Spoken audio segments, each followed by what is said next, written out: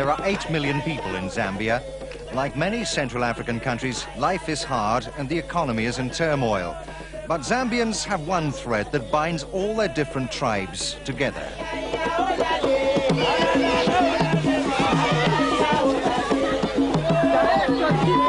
We wrap up little balls, tennis balls. It has no tribe on it. It's a, small ball, and it bounces all over, and that brings us together. You could say that Zambia was born a sporting nation. They gained their independence from Britain in 1964 in the middle of the Tokyo Olympics. Their first president, Kenneth Kaunda, is a great sports fan and used to promote soccer above all. Indeed, the national soccer team used to be named the KK11 in his honor. I simply love the game myself. The people love the game.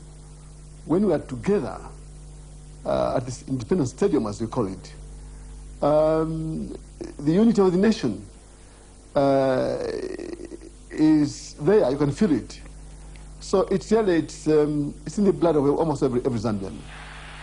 With such support, Zambia swiftly established themselves as one of the best teams on the continent. In 1973, they reached the final group of 3 in the African qualifiers. But defeat at home to Zaire put paid to their chances of reaching their first finals. By the late 1980s, Zambian soccer was once again among the best. And at the Olympics in Seoul, they achieved one of Africa's most remarkable results. In a group match against a near full-strength Italy, Zambia won 4-0. 3 goals were scored by Kalusha Bwalya and the other by his unrelated namesake, Johnston. Over the next 4 years, Kalusha and Johnston were joined by more exceptional players. Goalkeeper Efa Chabala, midfielder Eston Mulenga, goal scorers Timothy Umwitwa, Kelvin Mutale and Darby Makinka. At the start of the World Cup qualifiers, hopes were high that for the first time ever, Zambia would go to the finals. Which is why April the 28th, 1993 was the darkest day in the nation's history.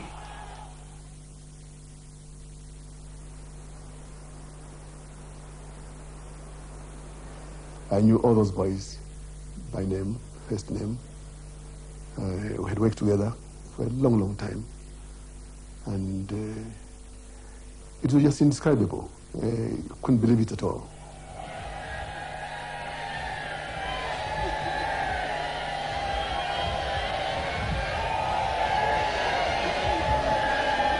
It was one of the saddest days of my life.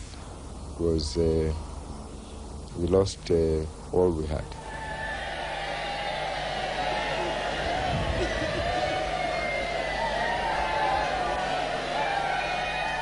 After I heard the news, I think it was 11:30, and 12 o'clock, from 12 to 6, the phone never stopped ringing, and I didn't even have time to think and cry and everything. But I think about the boys all the time. On the northern side of Lusaka's Independence Stadium lie the graves of all 29 victims of the air crash off the coast of Gabon. 18 players died.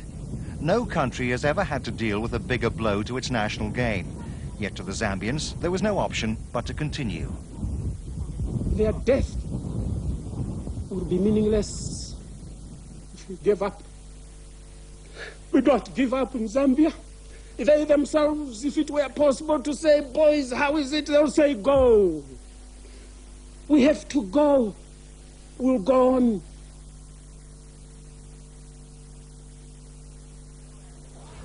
The new Zambian squad received offers of help from all over the world.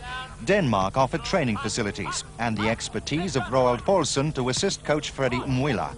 After 5 weeks together, the Zambians are back to resume their World Cup campaign against Morocco. Only 3 members of the old squad are still alive. As professionals in Europe, Kalusha Bwalya, Johnston Bwalya and Charles Musonda had been due to meet the other players in Senegal. The rest of the squad is recruited from Zambia's top clubs. And the day before the international, they take the opportunity to relax at a local First Division match. Zambia's clubs have become a real force in Africa. In 1991, Power Dynamos in red won the African Cup Winners' Cup.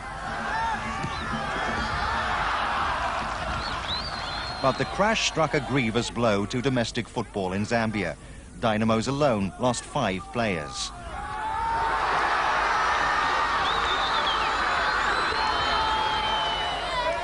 Match day.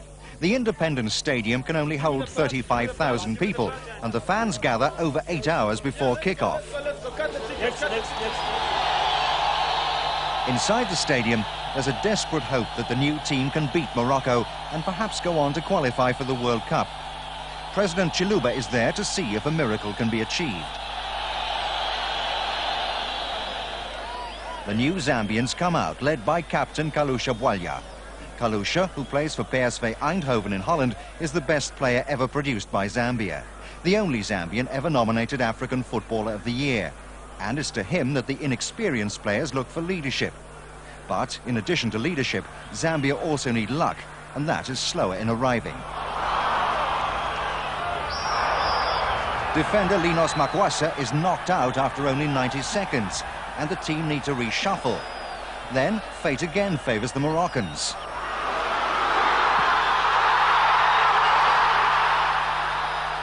And after only 15 minutes, the unkindest cut of all.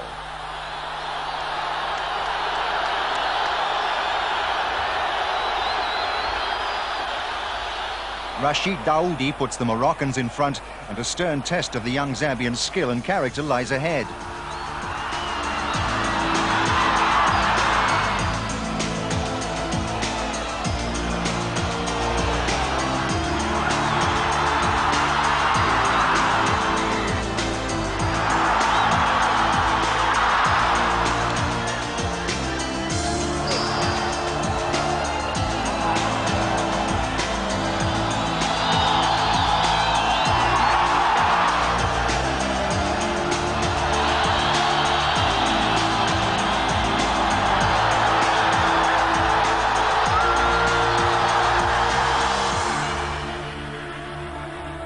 With an hour gone, the Moroccan defence is holding firm. The Zambians need something special.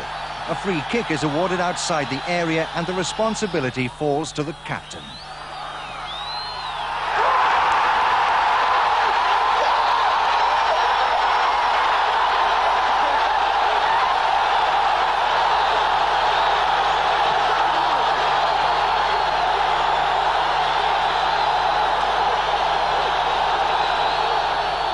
The Moroccans are now forced to defend frantically, and for the first time, Johnston Bwalya unshackles himself from his markers.